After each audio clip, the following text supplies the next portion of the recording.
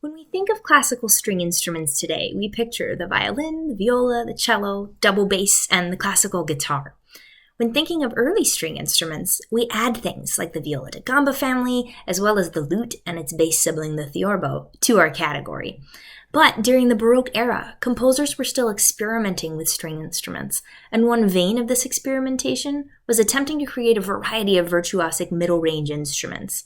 This type of exploration by both composers and instrument makers gave us a lesser-known string instrument, the violoncello piccolo.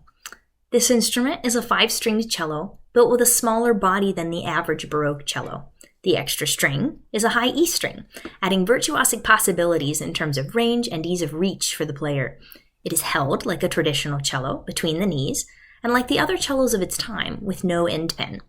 Its experimental cousin, the violoncello di spalla, is similar in range but is held on the left arm, like a violin or viola. German and Italian composers wrote numerous works for such contemporary instruments, with J.S. Bach including the violoncello piccolo in several cantatas, though some scholars argue that he could have also meant the di spalla. Bach's 6th cello suite was also written for something like a violoncello piccolo, with that extra upper E string making the many virtuosic leaps and shifts much easier in terms of hand position than when played on a traditional 4-stringed instrument. The violoncello piccolo that you'll see in this recording is a 2016 J-Hyde replica of a Baroque violoncello piccolo, including gut strings. The piece you're about to hear is by Johann Christoph Friedrich Bach, Sonata in A major for violoncello piccolo and basso continuo from Musikalisches Virelli. It is being performed on violoncello piccolo with traditional cello accompaniment. The score also features figured bass, so there could be additional harpsichord accompaniment if desired. As you watch the performance, you'll be able to see the difference in size between the regular cello and the violoncello piccolo, as well as the piccolo's extra string. Perhaps the younger Bach was taking a page out of his father's book by writing virtuosically for the high range of the cello or for a non-traditional cello in this way. JCF Bach was the 16th child of J.S. Bach.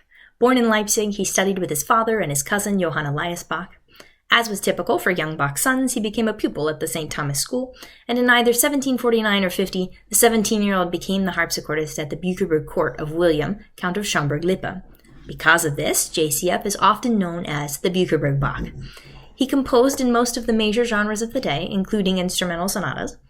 As you listen to this piece for piccolo, cello, and basso continuo, you'll notice the lovely Baroque-style continuo accompaniment and luscious ornamentation, but also the beautiful orderly melody and changes of mood that would characterize the early infant summer still, a style which C.P.E. Bach championed. J.C.F. Bach began experimenting in this style around 1770, the same year that the sonata was published. The first movement, Larghetto, features numerous ornaments that at times disguise the slowness of the tempo. The upper register of the violoncello piccolo is used to great effect, as the soaring lines rise high above the low and middle register of the continuo cello. The second movement, Allegro, is quick and energetic, with beautiful bariolage technique in the solo cello. This technique requires the player to rock back and forth quickly between strings, using the left hand to ground themselves on one pitch on the lower string, changing pitches on the upper. We actually see quite a bit of the violoncello piccolo's range here, as several passages involve working down onto the lower strings in this movement. Movement 3 is a tempo di minuetto, and one can imagine the graceful steps of dancers who inspired this style that carried over from the Baroque to the Enlightenment. Rather than writing a binary form, as would be traditional for a minuet, however, Bach chooses a rondo form. The first theme appears with various forms of ornamentation throughout the movement.